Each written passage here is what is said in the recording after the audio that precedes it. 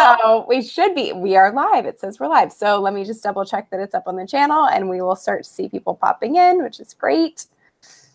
And then we'll dive right in. Oh, one sec. It usually takes a second to like populate on the actual channel. Okay, cool. I've never done a YouTube live before, so it's exciting. Oh, you haven't? This is the first time. Oh, that's exciting. Yeah. So I think we're good, but I'm just going to. Oh, and can you chat like after the interview? Because I had some thoughts for you. Yes, of course. Of course. Okay. Of course. Cool. One sec. So edit. Oh, I know what's happening. I got to just fix one thing. Mm-hmm. There's a few more steps when I do it this way. Public. There we go. So publish. And now we should be good to go. So let me just double check that it's actually up and ready. And then we'll say hi to everyone. There we go. That work? Save changes. Save. Every time. Chris Tucker and I were like, is this happening? Are we live last week? So I don't know. Just 1 second. Let's just make sure that it's actually working, and then we will go from there. Yeah. There we go.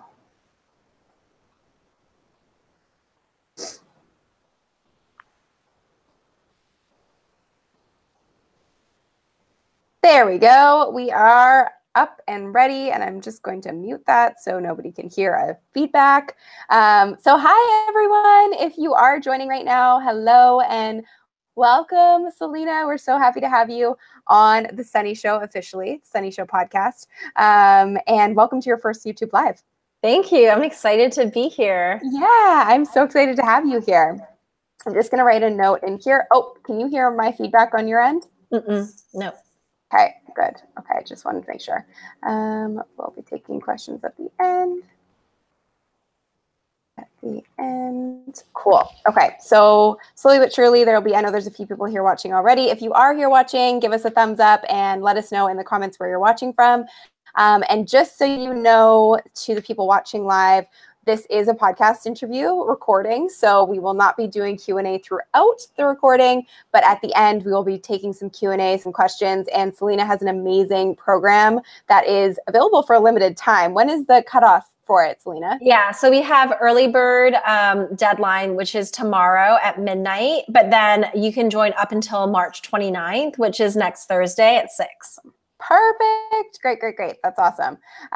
Okay, cool. So I think we are good to go. I just want to make sure that everything is working correctly on my end, which I think that it is. And then we will dive into the chat. Okay, cool. So let's dive in. All right. Welcome, Selena, to the Sunny Show podcast. I am so happy to have you here. I have actually wanted to interview you for a very long time. So this is a cool little moment for me because I have been following you, which sounds kind of creepy, for a while. And you've worked with some incredible people and gotten placements for your clients in places like the Oprah Magazine, Forbes, Inc., national TV, and you've worked with some of my role models or idols in the space like Danielle Laporte, Marie Forleo. So welcome. I'm so glad to have you here sharing your knowledge with my audience. I'm so happy to be here. I think Trio wants to join us. Come on, sweetheart. He usually doesn't, but I think today he wants to. So that's cool. It's special. It's special. And I love it. Social media star. And who doesn't? I mean, really. And that's what you specialize in. So he's in the right home. Yeah, exactly. For those of you who are listening, you're probably wondering what we're talking about. But Selena's cat is joining us for this podcast. It's very cute. Cool. So let's dive into, I'd love to really know about your kind of rise to where you are in your career right now. What has your journey been like to get here? Okay, sure. So I think, where I'll begin is when I, realized that this was the kind of work that I wanted to do. So when I was in my late 20s, I had a quarter life crisis. I was working a nonprofit job, making about $40,000 a year. And I kind of felt like I had hit this glass ceiling, even though on the one hand, I, had my dream job. I, had this tall, handsome boyfriend, but there was a part of me that was just so unhappy. And I felt so depressed. And I was just like, I need to stop feeling this way. Like, I hate how I feel and I don't know how I can change that. And so I started, asking around, like, who do you think could help me? And someone recommended this female life coach. And so I joined her life coaching group. We met in person and we would meet, weekly, and would be in this circle, like, talking about, different things. And I got introduced to all these thought leaders, people like Marianne Williamson, Deepak Chopra, Louise Hay. And I started to realize that, I really had a lot of power over my life and that I was kind of in victim mode. And I started to like retrain my mind and think more positively. And even at work, my boss was like, wow, Selena, you're so much happier. And I also eventually got exposed to this incredible world of online entrepreneurs. So people like Marie Forleo, Ramit Sethi, Danielle Laporte. And I was so excited about their work. I was the weird person who would like forward Ramit's email individually to 35 people being like, oh my gosh, this is so good. You've got to check this out. And there would be stories that he would share that would move me that I maybe read 8 years ago. And even today, like I still, feel like how I felt when I read that story for the first time.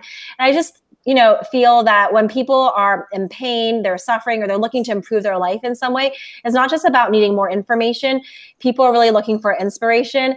And when you have these role models who embody this message of possibility, then I think that, people realize what is possible for their own lives. And so, since then, I was like this person who was like, okay, I know who, Marie Forleo is and Ramit Sethi is and Marianne Williamson is, but like none of my friends know who they are. And I want more people to know about them. And so, I just became like this kind of connector and helpful person. I would, join their email list. I would respond to their emails. With Ramit, we have a whole story of how we met, but after we met, I stayed in touch. I showed up at his local meetup events, became star student, and just, got on these people's radars and developed a relationship. And before I even had an official business, I was just connecting people like, you should know that person. And have you ever thought about this opportunity? And I was just like making things happen. And so when I did finally decide to start a business, I had all this goodwill built up. And even though these people, were not my official clients at the time, with some of them I have worked with officially, but, in the beginning, I was just being helpful, but they were able to endorse me and give me testimonials and tell people about me. They really wanted to give back. Not that I, really expected that much. But they wanted to. And so that really helped me. On day one of my business, I had testimonials from Marie Forleo, Danielle Laporte, all of these top magazine editors in the women's and business space. A lot of people who had worked with Marie in her mastermind were like interested about what I was doing. And so, and I had my first guest post on Forbes the first day my website came out. So I did all these things. Some of it was kind of natural, but I established credibility from day one. So that helped me grow my business, at a faster pace. Which is incredible. And something I kind of want to go back to is, you talked about, I had a similar-ish moment of working as a journalist, and I thought that was my dream career, and I thought that's what I wanted to do for the rest of my life, and it was the goal from when I was a little kid. And then I got to my big goal, which was reporting at the Olympics, and I just kind of knew in my gut that it wasn't the right fit for me for the rest of my life, and I just knew I wanted to do more, and I wanted to do more on my own terms. But it's definitely a journey to get there. And I would love to know and go back to, you mentioned, you kind of retrained your mind, and that's a process. So I would love to know some of your tools and resources and some of the processes that you went to get to a place where you moved into a place of abundance and moved into this like really positive mindset. Yeah. A big part of it was, awareness. Like that's always, step number one to changing your life. And so realizing that I was saying all these negative things to myself, so writing down, like, what am I saying to myself just in passing? How am I complaining? How am I being hard on myself? How am I, not liking myself essentially? And just like making those like notes, like written notes, and like looking at that. And then when that thought would start to pop up again, I'm like, oh my God, why am I saying this to myself? Replacing it with a different kind of thought. So I had like these mantras I would write again and again and say again and again. Like some of them were things like, everything is unfolding exactly as it should and for my highest good. And I know there are a whole bunch of them, but I think that, you know, at the time I was a very anxious person. I also, you know, wanted to control a lot of things in my life. And when I felt like I wasn't in control, then I would get scared. And I was also like overly sensitive, and I'm still a very sensitive person, which I think is an incredible strength.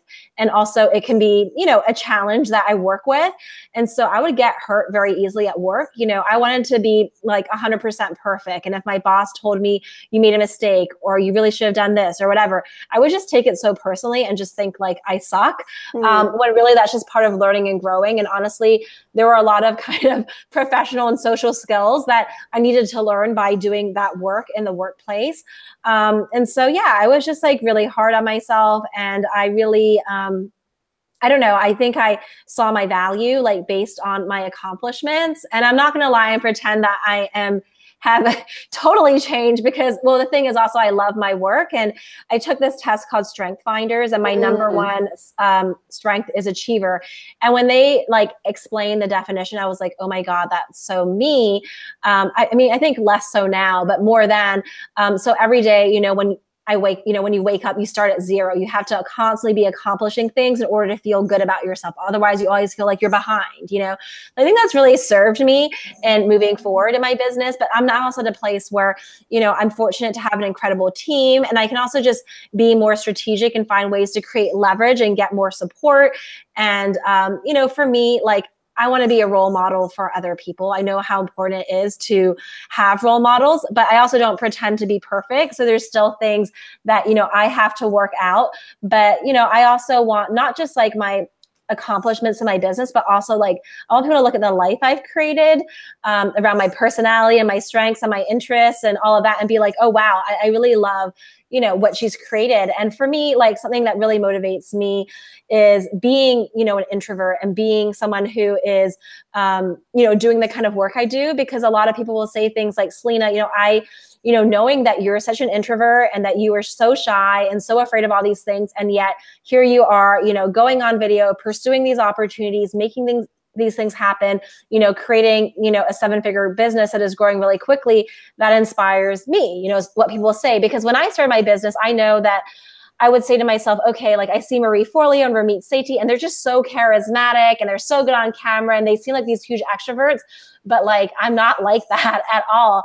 And is there anyone who has succeeded in business who is introverted, who is naturally shy, who is really sensitive, who thinks about people's feelings a lot? And at the time, I didn't really have anyone to look to. And now I know that there are more people like that.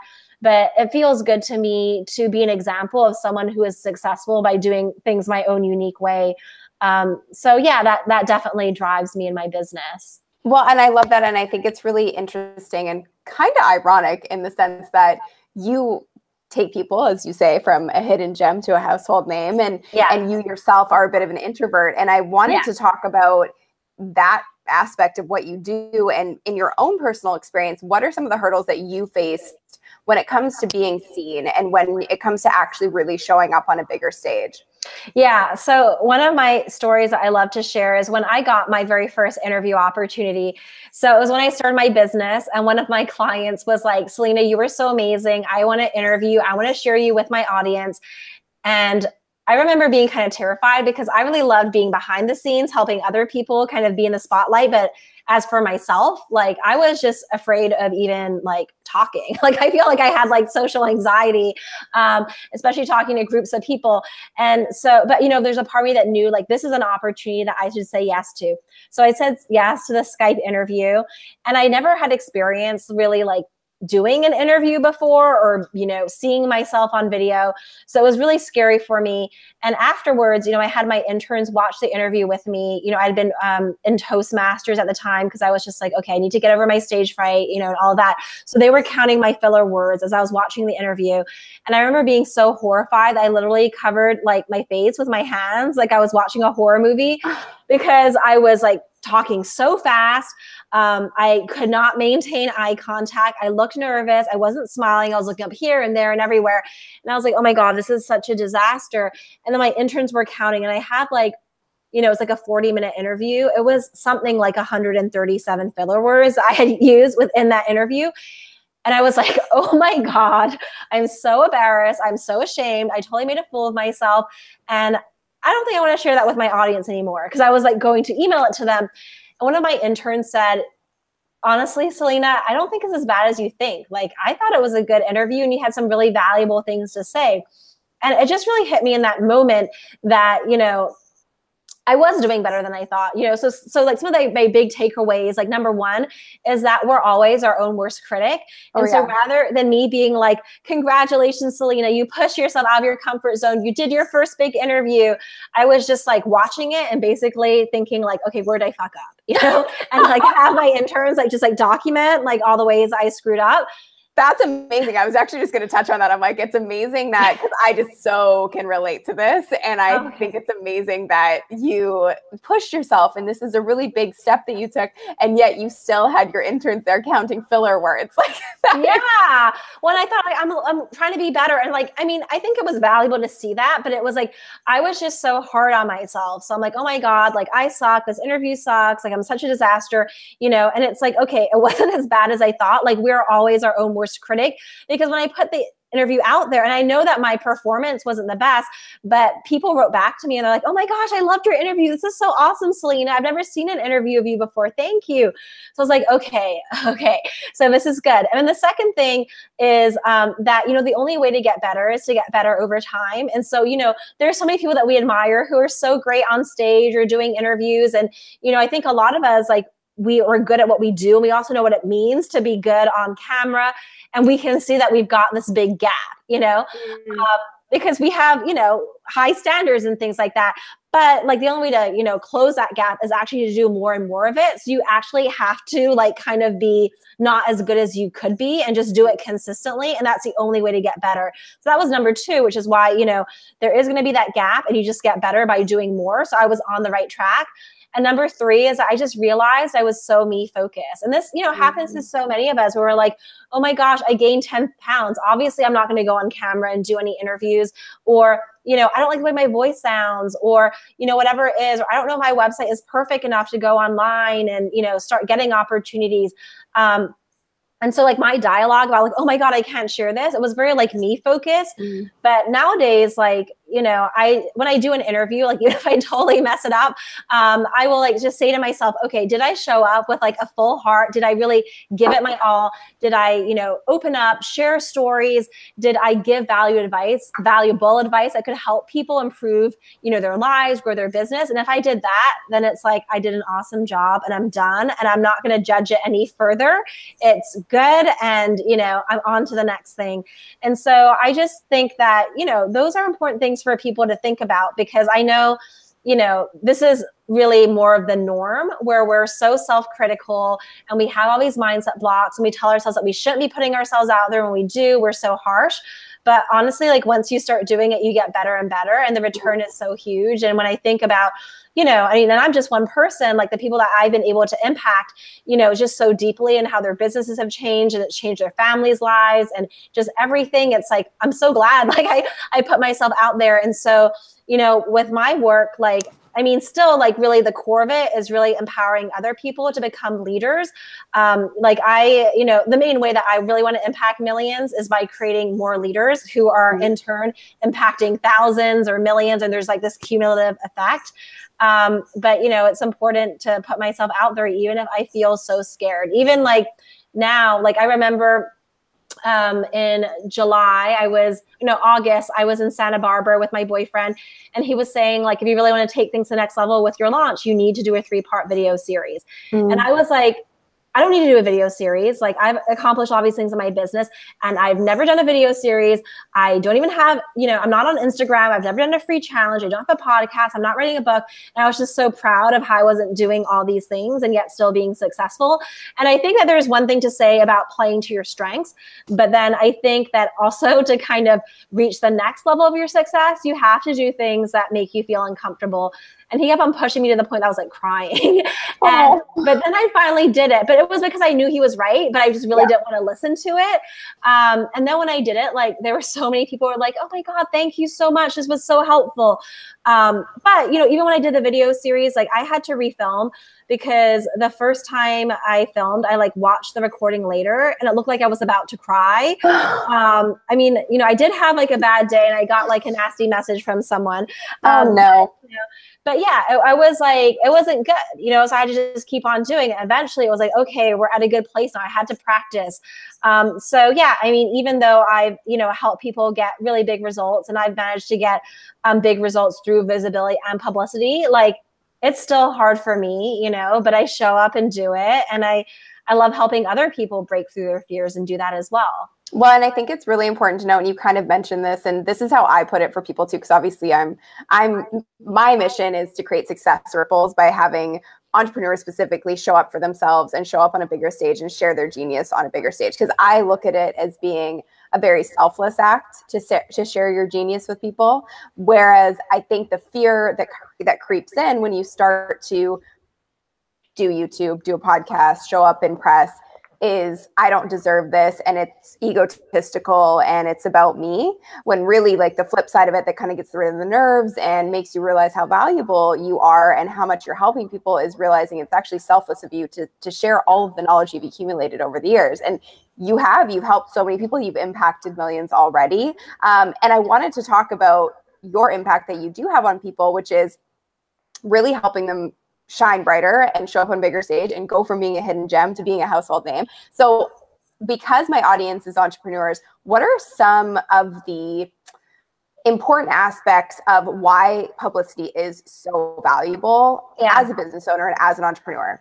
Yeah, I mean, I have so much to say about it. The first thing is like, you know, when we are telling people that, you know, I'm amazing at what I do, you know, whether it's on our website or one-on-one conversation, you know, that's just you saying it. And, you know, it only goes so far. If you have a top podcaster, an influencer, a magazine, a TV outlet, whatever, you know, sharing you with their audience and saying, oh my gosh, we're so excited to have, you know, so-and-so here who's the top expert in X, Y, and Z. You've got that credibility. And also you're really creating leverage around your message. I think a lot of people understand, okay, with my business model, I want to create leverage, but also what about like the things that I'm saying? Do I want to just say it to one person, or do I want to find a way to say it to 1,000, 10,000, 100,000, or 1,000,000 people at one time? And what publicity can do is that it really grows your audience. And, you know, when you have a business, sometimes we think, okay, it's our product that, you know, is the foundation of our business. But the thing is, it doesn't matter how many products, services, whatever you have, unless you have an audience of people that are really into what you're doing and are excited about you and want to buy you or buy from you, buy you. And so you need to have that audience, and publicity is a way to elevate your brand you know, in front of your audience. It's a way to grow your audience and cultivate it. You know, like these interviews, the podcasts you do, the guest posts you write, and all of that, that's a form of content, a form of content marketing. So it's a way for people to get to know you better. I was just talking the other day to one of my clients, Kimra Luna, who has a story of, you know, being on welfare and then, you know, in about 2 years, growing $1 million business. And, you know, when I had a light bulb moment, and I was like, Kimra, like, you know, the fact that we focus so much on podcasts for you was like, you know, a big element in your success, because people that spend 30 minutes to an hour listening to a podcast interview or a YouTube live or some kind of interview show, I mean, these are people that are more educated. They are carving out and investing that time in themselves. These are more people who are more likely to purchase online courses, coaching services, hire consultants, whatever it is, to grow, whether it's in their, you know, personal life or in their business. And so she was doing like just an endless amount of podcast interviews. And at the end of the podcast, inviting everyone to join her free Facebook community. And then at the time, well, still, like if you join the Facebook community, in order to be added, you have to join her email list. So she was just growing, you know, her email list by like thousands of people through these podcast interviews. And the people that had spent an hour with her and heard her personal story were just more primed to buy. And also when people were like, oh, who should I learn from, you know, this person, they would Google like Kimra Luna, and then up comes the Forbes article and the Business Insider article and the Yahoo Finance article, and then all of the different interviews that they can listen to feel like they know Kimra. So that was really, you know, very much connected to people feeling like they knew her and wanting to work with her specifically. And that's one of the reasons why, but a very big reason why she's had these huge like blowout launches so quickly. It's because she focused on that. Totally. And I think obviously for people listening, they're going, okay, I want some of that. How do I get that? And there is obviously a big disconnect from wanting to have press and media for your business and actually getting there. And it sometimes feels like a really big disconnect. So what's your best advice for reaching out to media and actually getting this kind of press outside of working with you, obviously? Yeah. I mean, so there's a couple of things. I always like to begin with the strategy. And so, before you even think about like getting media, it's like, what kind of media do you want? What kind of media is going to move you forward? I'm someone who is like very intentional with my actions. Like I do things for a reason. I don't like to, waste my time or waste my students' time. I mean, I'm totally into like building relationships and invisible ROI, but there just has to be a reason why we do something. So there's this concept that I've developed. It's a framework called the publicity pyramid, and it's a step-by-step approach to getting media. And so, imagine like a triangle, a pyramid, and at the bottom of the pyramid, this is your home base. So your home base is your website and your blog. Because if you're pitching someone and saying, I'm an expert, I want to write a guest post for you, I want to do an interview with you, the first thing they're going to do is Google you. And if you've got nothing about you online, there's just like a little bit of a question mark. Like, wait, does this person have a business? Like, are they established? Are they an expert? So you want to have your home base. And after you develop your website and you've shared your ideas there, maybe you have some blog posts, then the next step is guest posts. And what I love about guest posts is that there are so many opportunities available. Websites like Forbes, Huffington Post, Mind Body Green, Thrive Global, Fast Company, Medium, they are built on this contributor model. And so there's unlimited inventory and they're looking for content. And it's, if you have the right pitch and you have a plan around it, it's easier to get guest post opportunities and other types of opportunities. Guest posting, when you can include a link back to your website or to your free gift, is very directly connected towards list building. I was just talking to one of my students today who's a coach for highly sensitive people. And she was telling me how her article in Elephant Journal got her 1,000 subscribers. Wow. And I was like, why didn't you tell me this? Like, until now, this is really big. We need to like do a whole thing and, share your story with a group. And I was helping one of my best friends, Laura Belgray, who's a copywriter who used to be, just really, behind the scenes helping other people with their voice. I was like, okay, we need to get some media for you. And she did a bunch of things, but the Business Insider article that, I supported her and helped her with really took off, and she got 1,000 subscribers. Wow. And, she's someone who has built her list very organically. And, she says that she has a tiny list. I mean, it's, it's in the, I don't know, 5 digits, 4 digits. 4 digits. And so it was like a huge percentage of new subscribers, because of that. So yeah, I mean, I don't even know where I was going with. Okay, so podcasts. So yeah, podcasts can help you grow your email list, and also it improves your search engine rankings because as does YouTube, right? Yeah, because these are like authority websites, right? So, a lot of reasons why guest posts are good. Okay, so that's level 2 after your home base. Level 3 is podcast interviews and video. So this is about you doing, YouTube videos or interviews, being on podcasts, audio or video. And so after you have written about your ideas in an in-depth way, your story, your perspective, then it's like, okay, now you're ready to have a conversation, a back and forth conversation, because you know what you want to stand for, and you've written out your story. What I love about podcasts is that it allows you to reach very niche audiences. So even right now, like I know that talking with you, like I'm getting to connect with entrepreneurs that care about visibility, that want to get their eyes out, their ideas out there. So it's very specific. Whereas if I was, it featured in an article in Marie Claire, that's like, okay, there's millions of people reading it, but it's like, all different professions and backgrounds and everything. So it's more mainstream, which has its place. But I think for a lot of entrepreneurs that have an online focus, that are selling either their services, group programs, courses, whatever it is, podcasts are powerful because you can really get in front of your ideal clients in a very targeted way. And you're building deep relationships through your conversations. So I call, guest posts and podcasts part of the new media landscape. The next two levels are traditional media. So you've got magazines above that. And what's cool is people are picking up and flipping through magazines at the supermarket, at the dentist's office, on the beach. And you are literally reaching millions of people. And people are holding on to these magazines and sharing them with, friends. People are reading them multiple times. So you're reaching millions of people. The thing I will say with magazines and mainstream media in general is that's really ideal if you maybe just, want to share some ideas. Maybe you're leading a movement, or you've got some general ideas you want to share. Or maybe you have a book that you want to sell, a $20 book, an iPhone app, or maybe a smaller product that's like $97 or $147. But if you're looking to get people into, say, like a $5,000 offering, being in a magazine will increase your credibility, but it's not going to be as targeted and directly connected to attracting those specific clients.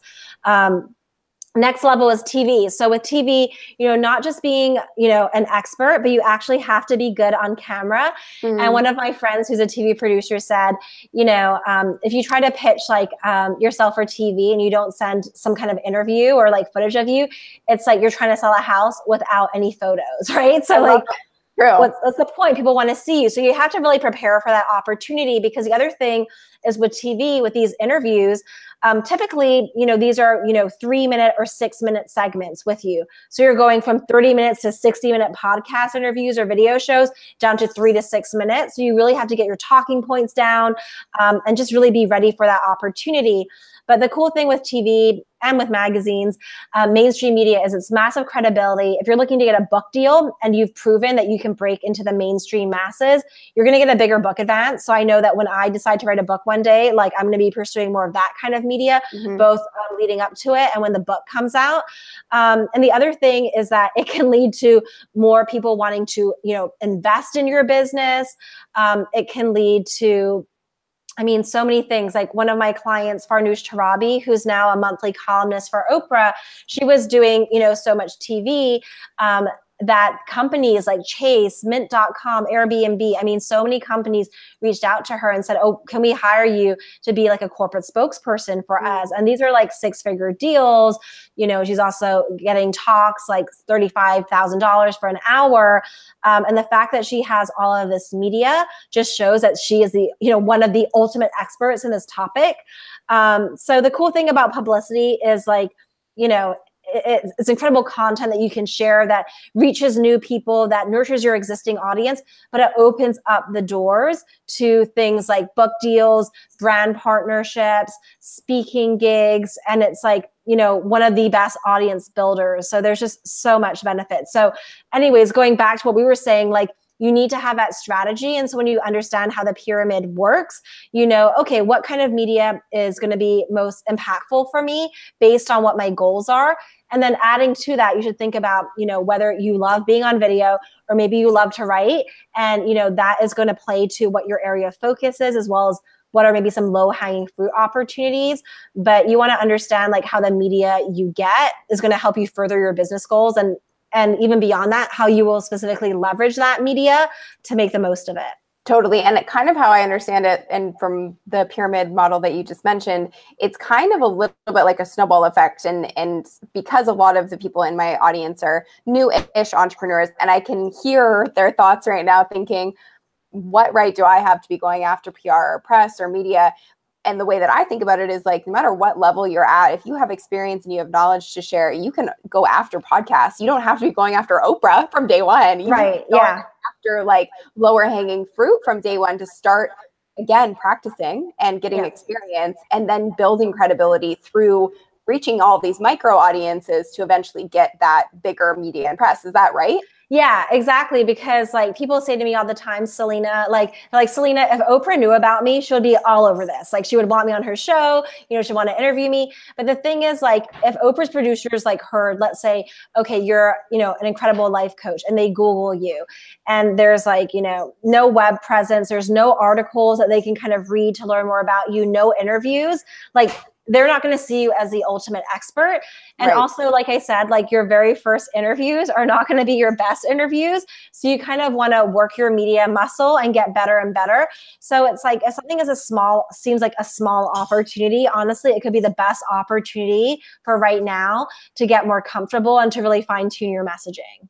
Totally. And I think that's such an important point. And I'm sure, you know, from what you kind of said about letting go of control and moving into this path earlier, it's a hard thing to accept. And like, I've been through this too, because I did a bunch of media and I used to work as a journalist, and right. You have to accept that you're not going to be the best at it in the beginning. Yeah. And it's just being like, you know what, I'm going to do my best, but I probably will look back on this and go, I could have done a lot better. So I think that's something that even if you're just starting out, understanding that you're going to do your best and try your best and share your knowledge. But if you're nervous in the beginning, that's okay. And that's why it's better to start playing on smaller stages, so that pressure isn't going to sort of break you, obviously, and you're ready for it when it comes. When it comes to mistakes people make in trying to get publicity, I can imagine there's a whole plethora. Yeah. But can you kind of dive into that? Yeah. So one of the biggest things is like, you really need to get clear on what your expert topics are. And from there, like have, you know, a set of story ideas. And so what a lot of people do is they'll pitch and they'll say, you know, I'm an expert on self-care, you know, and I want to talk about like how moms can create, you know, these self-care rituals, or, you know, whatever it is. Or I'm an expert in women in business. I want to talk about how women can get ahead in business. And these are really more expert topics. These are very broad versus a specific story idea. And what people are going to say yes to is really the idea. Ideally, you want to write it in a headline format. So they're like, oh my gosh, if I send this out in my newsletter, or if I posted this, you know, online, would people click on it? Would people be interested? So kind of like doing that work for them. Totally. The other thing is getting really clear on what your niche topics are and what your mainstream topics are.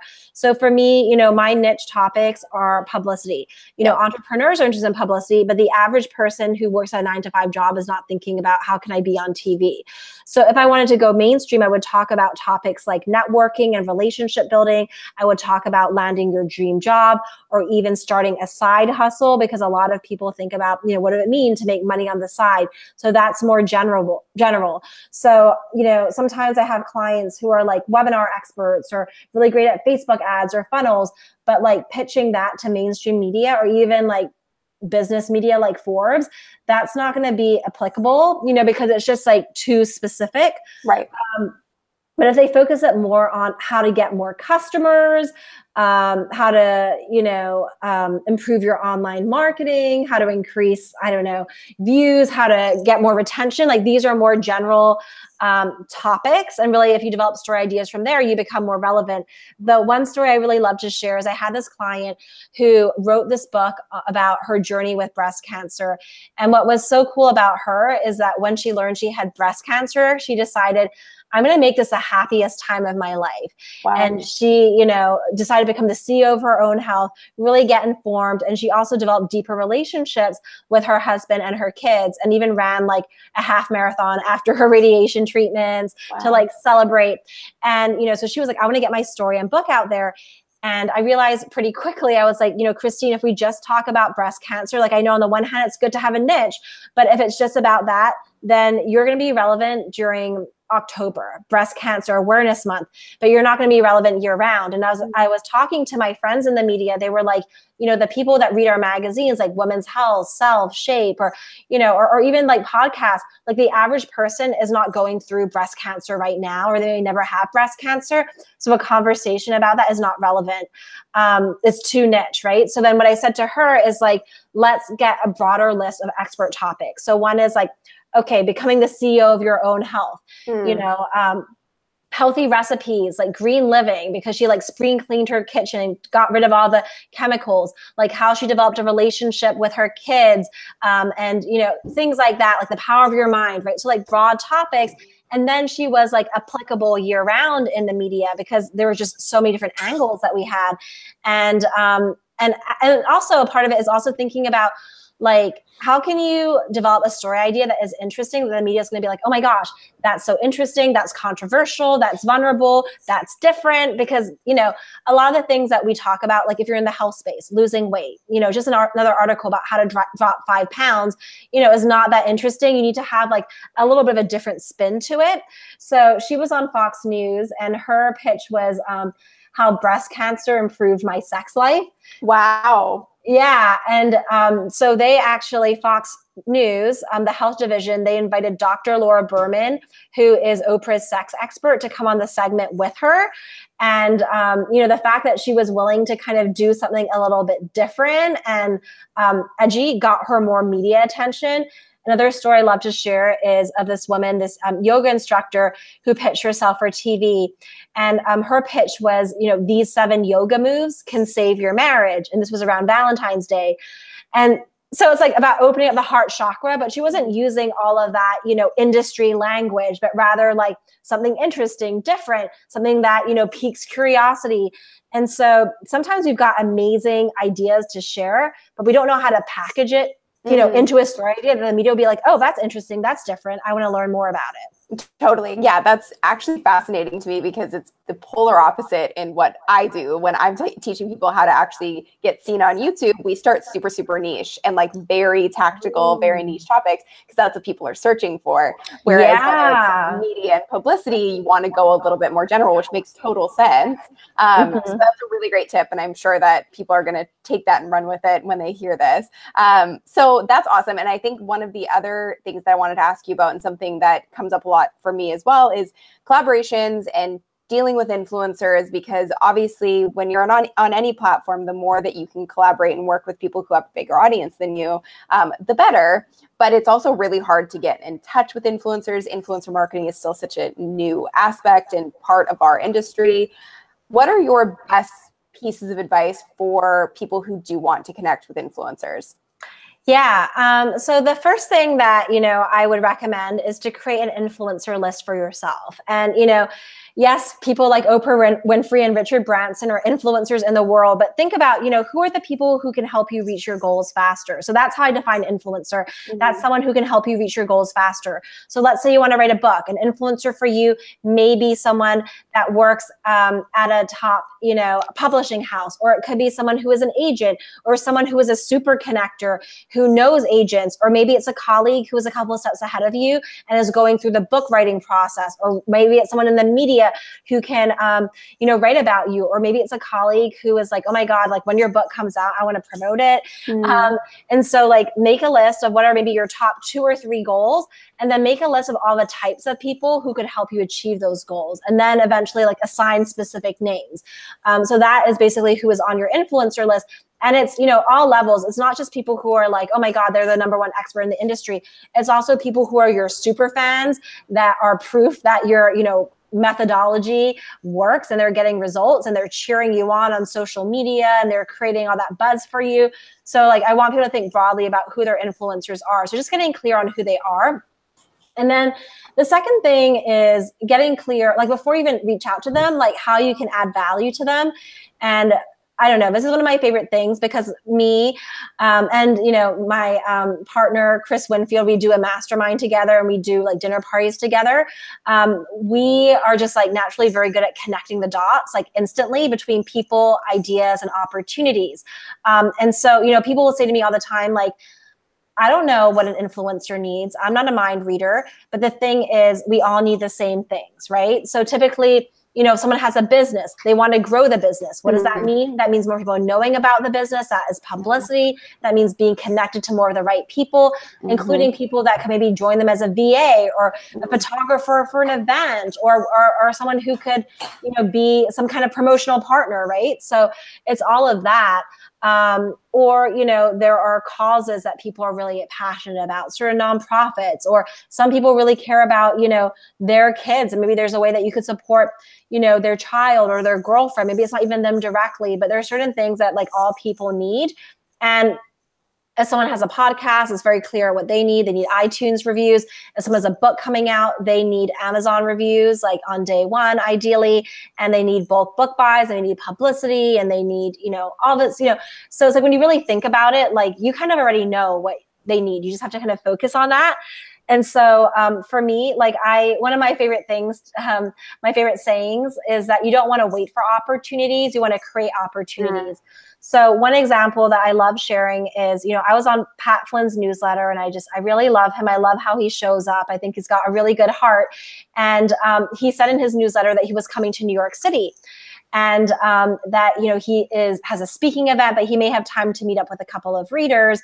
And I wrote to him and I said, hey, Pat, like, I'm so excited to hear you're coming to the city. And, I wanted to run an idea by you. While you're in town, I would love to host an influencer dinner party in your honor. We have some mutual friends, so I would love to invite them as well as some other really cool people that I think you would really like to meet. Let me know how that sounds. And he was like super into it and humbled. And it was really fun for me to, I co-hosted the party with my friend Chris. And he was just so grateful. And he was like, Selena, if there's anything I can do for you, like, just let me know.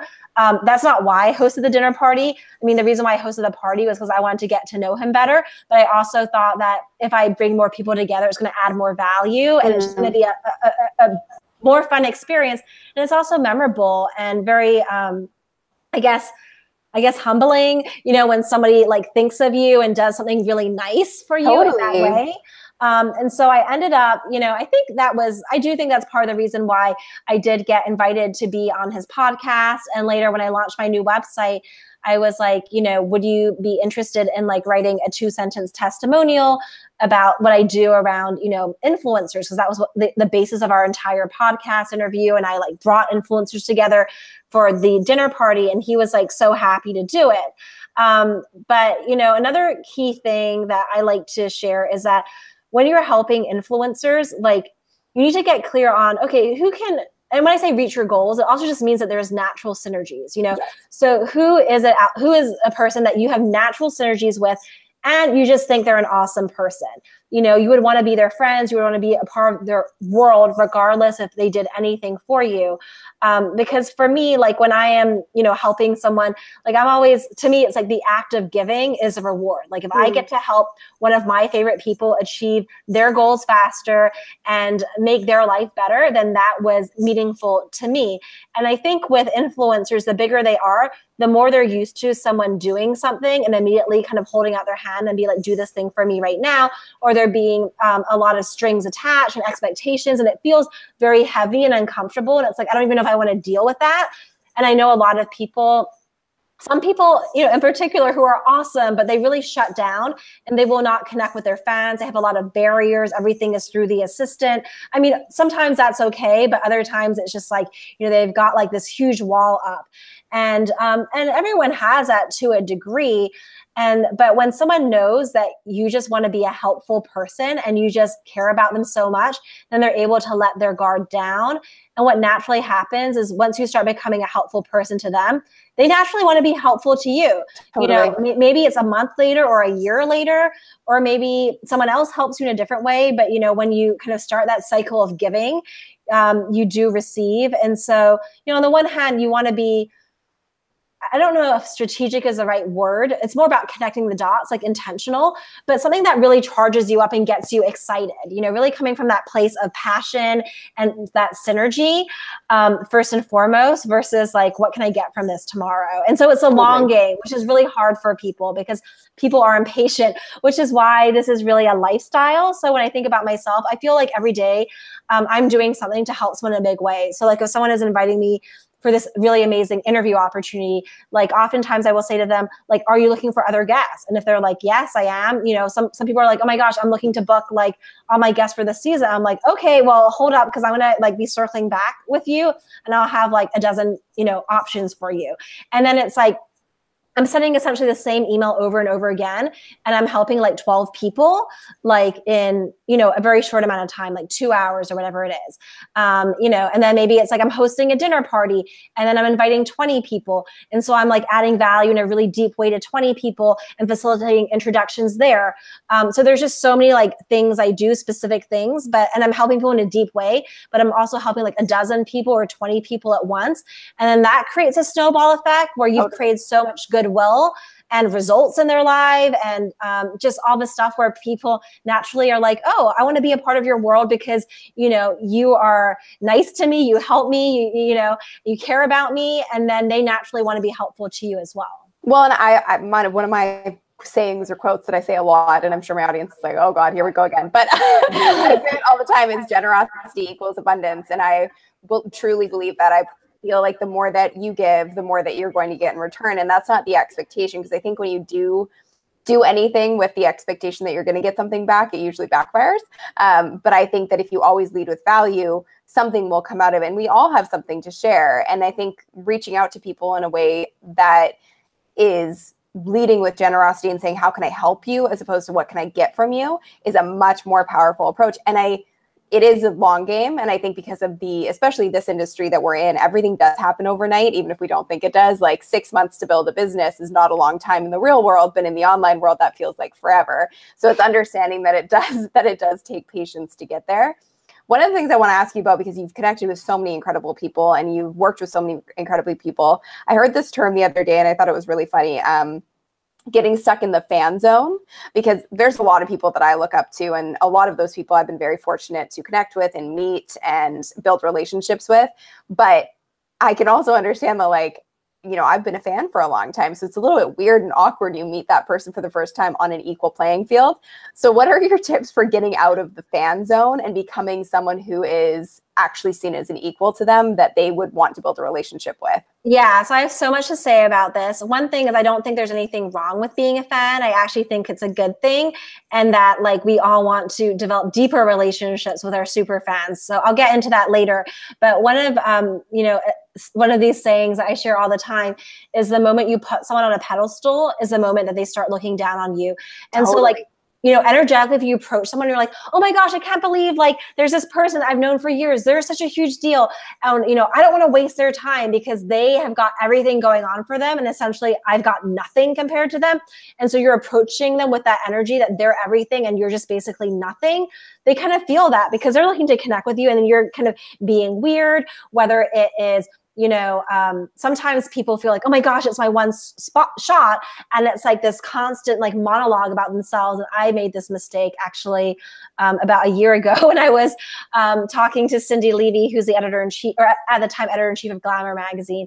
But anyways, I make this mistake sometime too. But the mistake is when you just kind of go on and on and on, and you're having performing a monologue versus having a dialogue with someone. And then it just like feels weird or energetically, if you're like, but the thing is, like, we all have value to offer. And I mean, okay, we have to be realistic. So someone like a Seth Godin or like a Oprah Winfrey, in certain areas, we're not on the same level, right? Like, totally. They've accomplished a lot of things, like, just like mad respect. But obviously, as humans, like, we all have value. We're equal as human beings. And one of the ways I think we become more valuable is by, very basic, by adding value to people. And so there's so many ways to add value. One of the ways is just having a conversation with someone and being really present and listening to what they're saying, and not like looking to see who else is in the room, Totally. And really connecting with them and reflecting back what you liked, giving someone a compliment, whether like it's, wow, your dress is so pretty, or even like, oh my gosh, you're like so beautiful. It might feel like kind of weird to say that, but I don't know. I mean, I think that people would appreciate that. Or like, I listened to your podcast interview, I loved it. So expressing appreciation and being present are some of the things that all of us have the ability to do. And then I think, figuring out how we can add value to them. Like another kind of concept I've come up with when it comes to connecting with influencers is you want to think of an influencer like a train. So this busy influencer is a train. They're on a track and they're headed to an end destination. They're going full speed ahead, and they may, open their doors for a couple moments, for people to jump on the train, and then they're going to keep going to their end destination.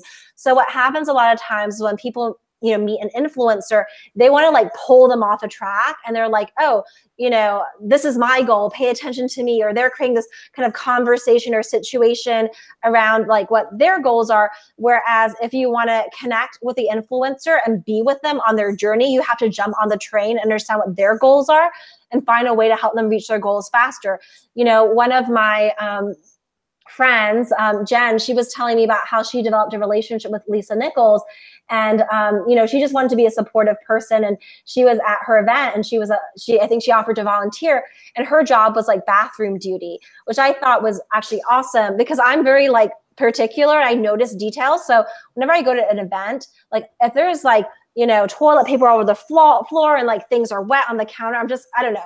It's gross. It's just gross. And I'm just like, this is not a good reflection. So Lisa was smart enough to like have someone like on bathroom duty, just to kind of like, check in maybe every hour, like what's going on in the bathroom. And so that could seem like such a low level job, but Jen like did it, and she was happy to help in any way. And then she and Lisa became close because she was helping her with her event and her goals. And then she ended up hiring Jen to help her with, rebranding, with selling from the stage, with all these other things.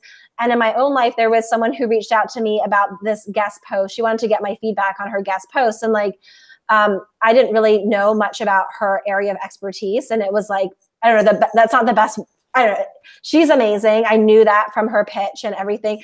But the best way to connect with me is not to get me to give you like feedback on your stories and things like that if we're not like in a program together. Totally. But I thought that she was cool, and she just wanted to be helpful in any way. And I was like, hey, would you be interested in volunteering for my mastermind event that's coming up? And she helped me like set up my apartment, things like that.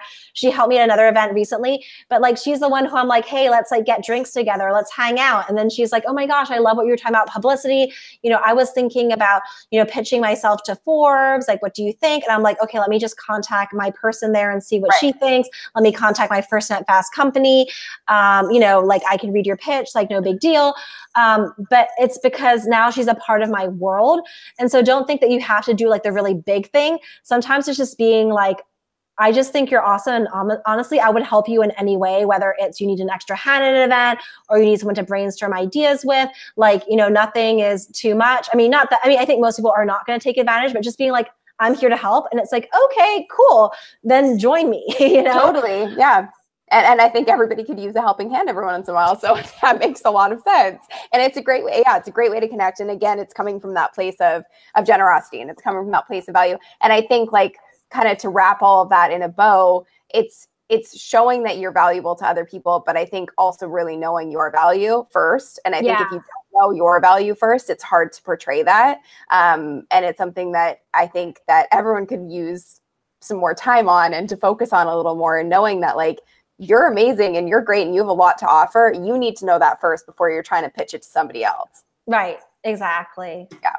Yeah. So I would love to dive into a little bit of a speed round because I want to be respectful of your time. Yes. So this is going to wrap things up, but wanted to dive into the speed round. So it's not like a one-word answer, so don't panic about that. But just as quickly as possible. So first and foremost, best business book every entrepreneur should read. Oh gosh. My favorite business book is Profit First by Mike Michalowicz. I love that book. I love that book. I read that this summer. It's so good. Yeah. What are your daily non-negotiables? My daily non-negotiables, I don't know, feeding my cat, playing with my cat. I don't know. I'm someone who, I know it's not the best, but when I wake up, I just like dive straight in, I go to my phone, and that kind of helps wake me up. So I don't know. I feel really good when I'm getting stuff done. So I love like feeling productive. So yeah, I guess that would be it. Cool. Perfect. What are you grateful for today? Yeah, I think what I'm grateful for today is just all the opportunities that I have. I feel like I've, built so many deep relationships, and there's so many people that are showing up for me in different ways that want to be a part of what I'm creating and support me. So yeah, I'm very grateful for, all the relationships that I have. Awesome. What's your favorite kind of music to listen to when you work? Bruno Mars and just like things that have a lot of energy. Usually not when I work. It's usually when I wake up. Actually, when I work, I don't want any sound. Like I don't need to be around a lot of people. I don't want to be in a co-working space. I just want to be by myself, like getting stuff done. Do you work from home? Yeah. Got it. Best advice you've ever received from a mentor? Best advice you can have ever received. I think it was, I don't know if it was said in this way, but it was something along the lines of you can't fail. Like it's impossible to fail, So I think, like for me, I'm someone who's really hardworking. I have a huge passion to help and serve people. I've also done the work to build these relationships. So it's like, there's no way that I can't fail. There's a lot of people that achieve their goals every day, and I've got everything that I need. And so even when and there have been times in my business journey where it's like I've hit like a rock bottom moment, something feels so difficult or so awful. And it's like, no, I've got everything I need to get out of this. Like I'm always going to be able to like overcome anything that is in my way. I love that. What are the 3 main characteristics of a successful entrepreneur? Yeah. I think one of the main characteristics is knowing how to ask for help. And that's something that I do all the time, whether it is assembling an amazing team to leaning on your network for advice or activating your super fans and students or creating partnerships. Like you need to know how to ask for help and create, these support networks around you. I think that's number 1. And then number 2 is to be really focused, and I think it's ideally, I know it's going to be hard, but like both seeing the big picture, but also really being able to focus on the details, like and understanding, okay, this is really what's going to move the needle for me right now, and really having a strategy versus randomly doing things. So that's like the second thing, being focused and strategic. And the third thing is doing the things that scare you so much that like you want to cry, you want to hide, you're like resisting, and you're just like doing it and kind of almost being humble and like hearing those voices being like, no, no, no. And it's just like, I'm going to do it. I'm scared. Okay, I'm doing it. Like, I want to die. Okay, I'm going to do it. Just kind of like moving forward. It doesn't really matter. Because I think that, it's like, there's so many things I had to do that were so scary to me, like public speaking at the time. So many things I didn't feel ready to do. So this idea of like starting before you're ready, I think one of the ways that you overcome those fears and kind of get into action is having a really clear vision. So seeing on the other side, like if I do this, this is what's possible. I know it's going to be like yucky and uncomfortable in the moment, but it's going to help me get to this other place.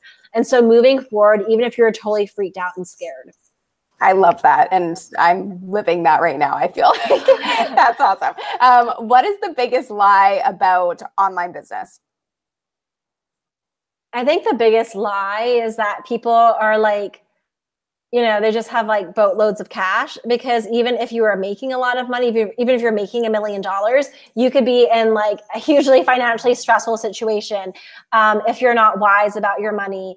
And I don't know. I mean, things are changing, but I would say that I'm more of a spender than a saver. Like I'm all about, okay, let me invest this so that, something else can happen. And I think that it's really important to make like more strategic investments. Like I kind of see the opportunities everywhere. And I'm like willing to hustle and like make a lot of sales. But I realize, it's not just about the money I make. It's also about, the money that I keep and making really strategic decisions. So I feel like now, like I'm really good at, I don't know, at kind of, knowing how to use my cash. So one example I like to share is, and I think Chris will be fine with me sharing this, but so we do like these dinner parties. We pay for everyone. We don't want people to worry about the money, and we want to really build those relationships with people.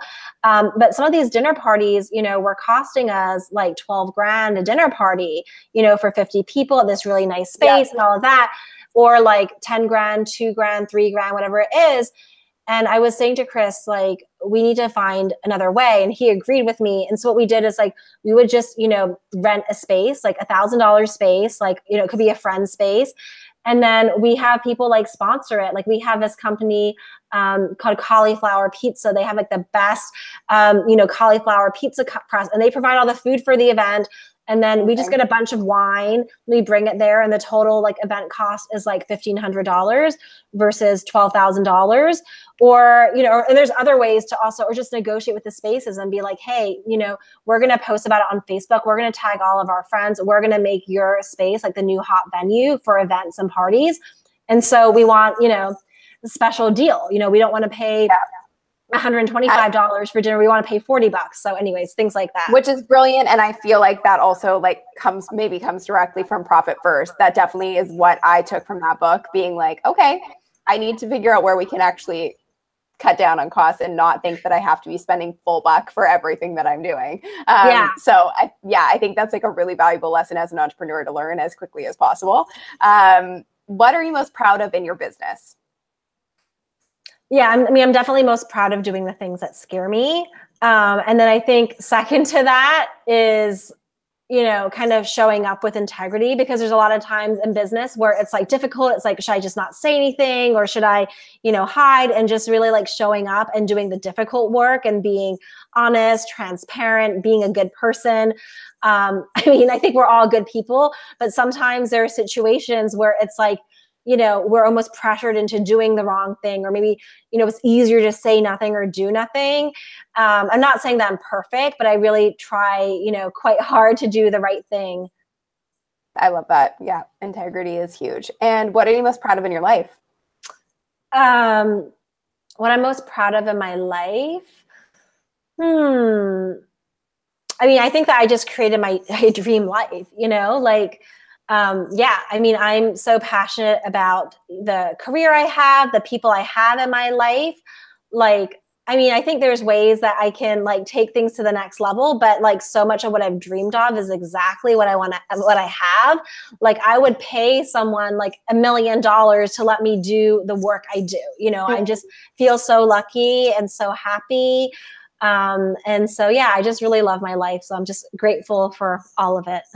I love that. That makes me so happy to hear. And my definition of being your own boss in our community is called Bosses. And the whole tagline is be your own boss, build your own life, which you're doing. But my definition of being your own boss is showing up for yourself so you can show up for everything else personally and professionally. What is your definition of being your own boss?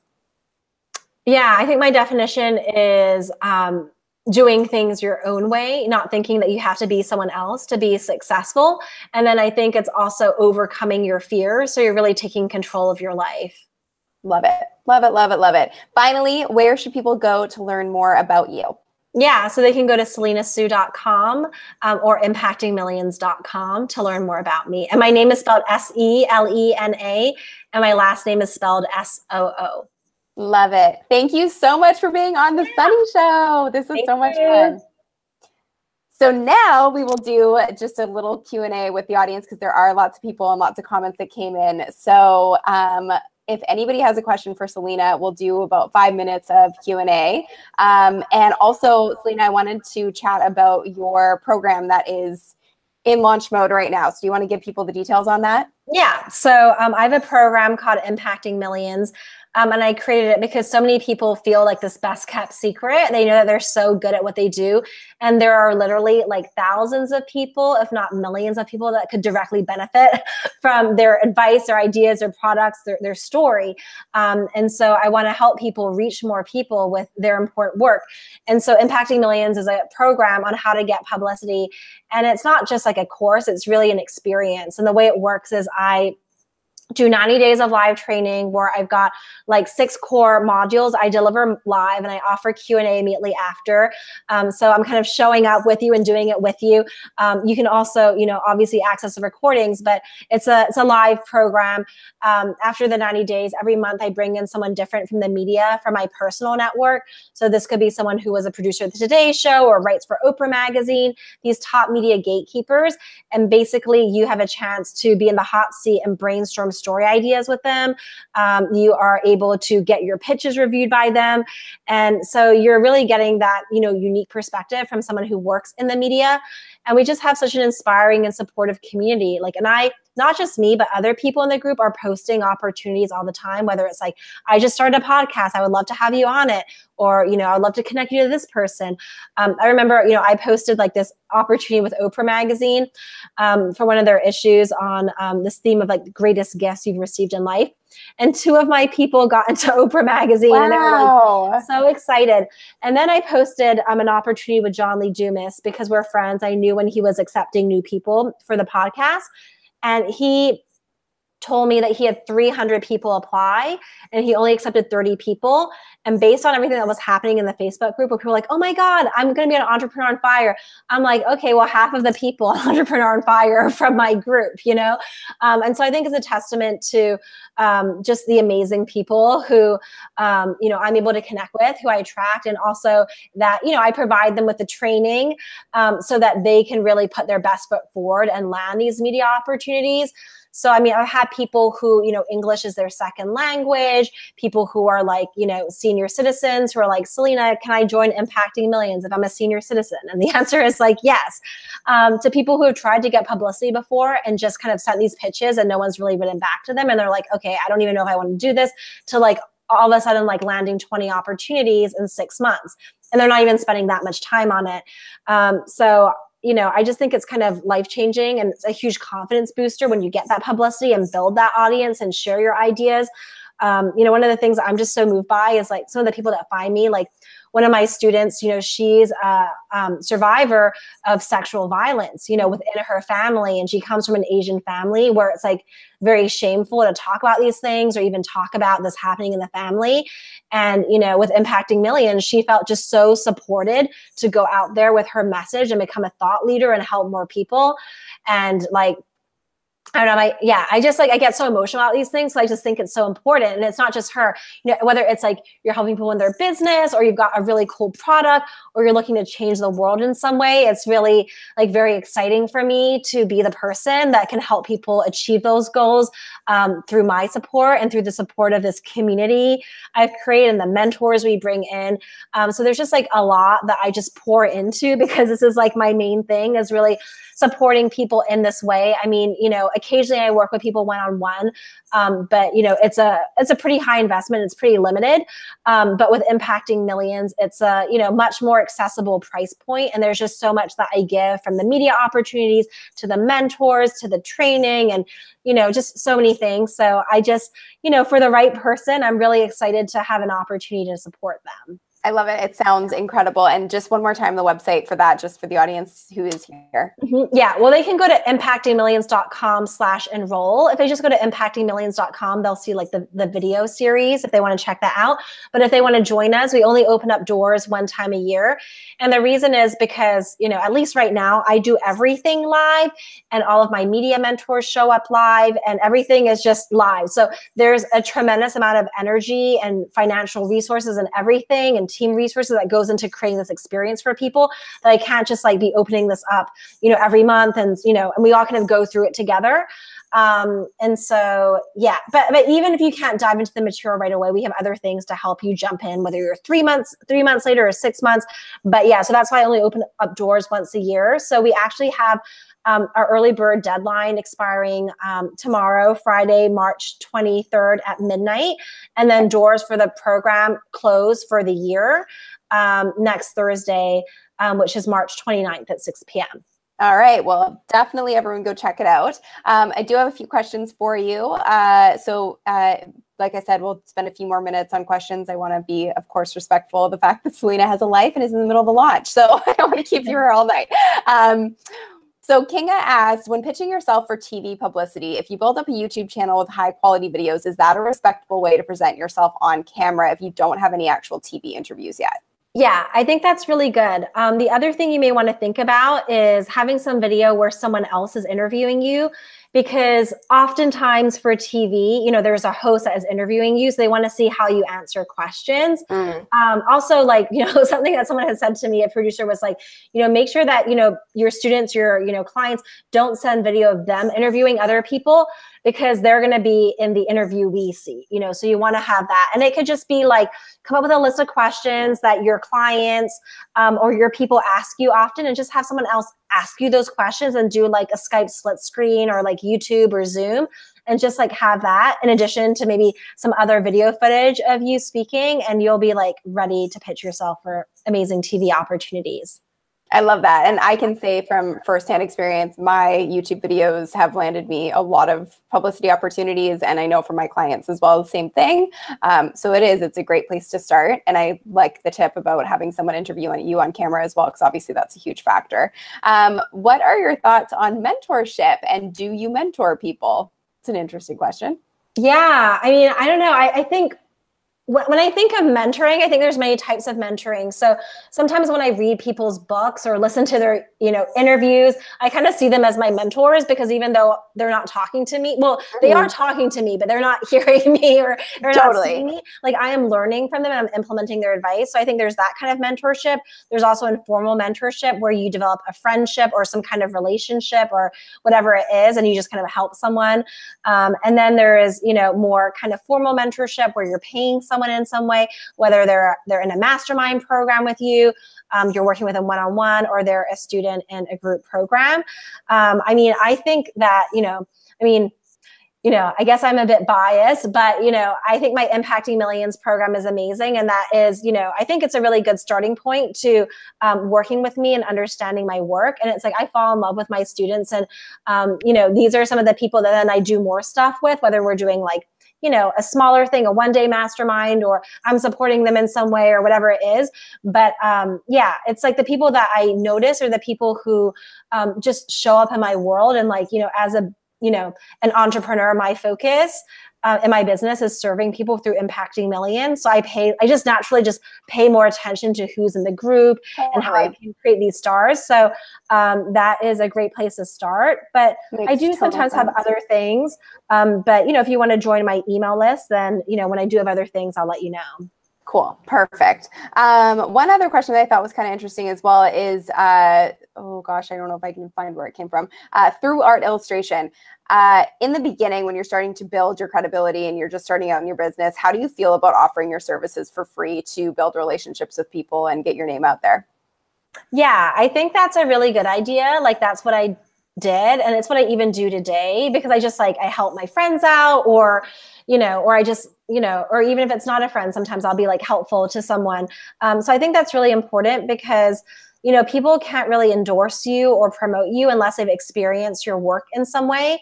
And so if you're someone who identifies an opportunity and you're creating this opportunity, like, oh, hey, like I have an idea for you. How would you feel about this? Or could I do this? Or I did this for you, you know, then you're adding value. And there are people who have just added value to me in certain ways. And then I'm like, actually, I just want to hire you. I want you to be my coach. Totally. I've hired like a lot of my students, actually. It's so funny. I hired one of my students as my love coach, my dating coach. I hired someone as my sleeping coach at one point, graphic designer. And it's not because I'm specifically like trying to hire my students, but when I'm thinking about who I want to work with, if I'm getting to know someone through my group program and I'm learning about their work, then I'm just like more interested. So it's funny how that happens. And a lot of my friends have said that, you know, happens to them sometimes, where they just start working with people and then they're like, you know, they join their program or whatever it is. And they're like, hey, like, I want to work with you, or I want to introduce someone, you know, so it's cool how that happens. Very cool. That's awesome. Well, thank you so much. You have given away so much value. This is incredible. We really, really appreciate it. And I can't wait for this to go on the podcast later on. We will be making this unlisted. So to everyone who tuned in live, thank you for all the questions and comments. It's awesome to have you here. So we will see you guys really soon. Thank you to everyone who watched.